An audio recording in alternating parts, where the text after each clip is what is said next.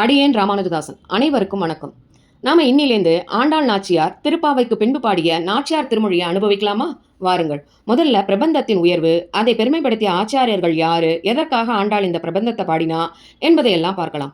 அஞ்சு கொடிக்கு ஒரு சந்ததியாய் ஆழ்வார்கள் தம் செயலை விஞ்சி நிற்கும் தன்மையலாய் பிஞ்சாய் பழுத்தாளை பத்தியுடன் நாளும் பழுதாய் மனமே மகிழ்ந்து என்று மணவாள மாமுனிகள் தன்னுடைய உபதேச ரத்னமாலையில் ஆண்டாளை பற்றி மிக பெருமையா சொல்லியிருக்கார். ஆழ்வார்கள் குடிக்கு ஒரே வாரிசாக வந்து தோன்றியவள் என்றும், ஆழ்வார்கள் 11 பின்பு வந்த ஒரே வாரிசு என்றும், எம்பெருமானுக்கு என்ன ஆபத்து வந்துவிடுமோ என்று அச்சப்படும் ஆழ்வார்களுக்கு ஒரே வாரிசாகவும் இவள் இருக்கிறாள் என்பதை சொல்கிறார். பெரியாழ்வார் தனது பிரபந்தத்தை முழுவதையும் எம்பெருமானுக்கு மங்களாசாசனம் செய்து அருளினார். மற்ற ஆழ்வார்கள் பரமபக்தி நிலையில் பாசுரங்கள் பாடினாள். ஆனால் நம் ஆண்டாளோ பரமபக்தி ஞானத்திலும் பாடினாள், மங்களாசாசனமும் செய்திருக்கிறாள். இரண்டையுமே தனது பாசுரங்களில் காட்டி இருக்கிறாள். செடி பூத்து காய்த்து பின்புதான் பழுக்கும். ஆனால் நம் ஆண்டாளோ 5 வயதே ஆனவள் எம்பெருமானின் அபார ஞானத்தை பெற்று அதை தன் பக்தி பாடல்களில் வெளிப்படும்படி பாடியிருக்கிறாள். ஆகவேதான் பிஞ்சாய் பழுத்தாளே என்கிறார் மணவாள மாமுனிகள். இதுவே மனமே இப்படிப்பட்ட ஆண்டாளை கொண்டாடு என்று தன் மனதிற்கு சொல்கிறார்.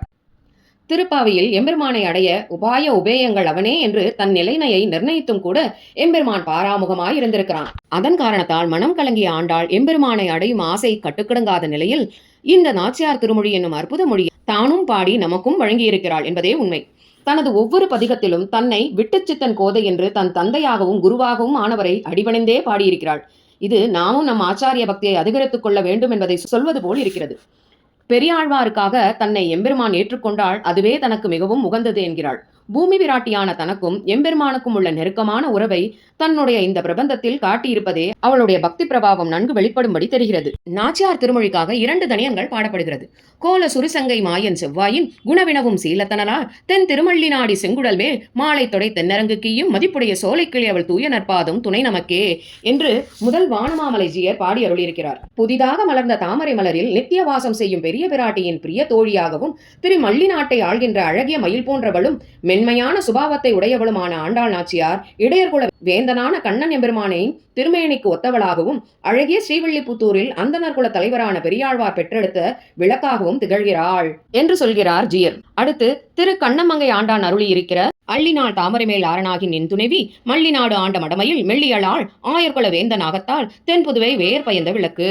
அழகிய சுரியுடைய ஸ்ரீ பாஞ்சஜன்யத்தை பார்த்து ஆச்சரிய செயல்களை உடைய எம்பெருமானின் சிவந்த திருவதரத்தின் சுவையை விசாரிக்கும் பெருமையை உடையவளும் அழகிய மள்ளி நாட்டின் தலைவியும் தன்னுடைய அழகிய கூந்தலில் சூடிக்களைந்த பூமாலையை திருவரங்கநாதனுக்கு சூடும் பெருமையை உடையவளும் சோலையில் இருக்கும் கிளி போன்றவளுமான ஆண்டாள் நாச்சியாரின் இனிமையும் தூய்மையும் பொருந்திய திருவடிகளே நமக்கு புகலிடம் என்பதை விளக்குகிறது இந்த தனியன். இனி நாளையிலிருந்து நாச்சியார் திருமொழியை பார்க்கலாம்.